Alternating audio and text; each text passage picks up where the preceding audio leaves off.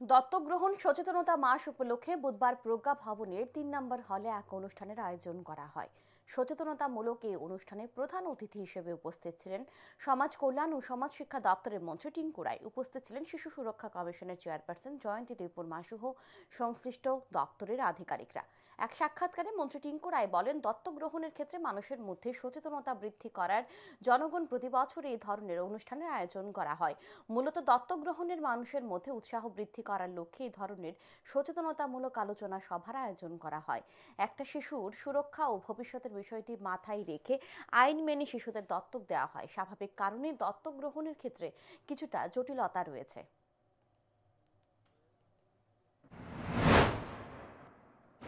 আরো আগ্রহ প্রকাশ করে দত্তক নেওয়ার জন্য আরেকটা নিতে গেলে তার কি পলিসি কি করে নিতে হয় এগুলো নিয়ে অ্যাওয়ারনেস আমাদের আজকের যে প্রোগ্রাম হবে।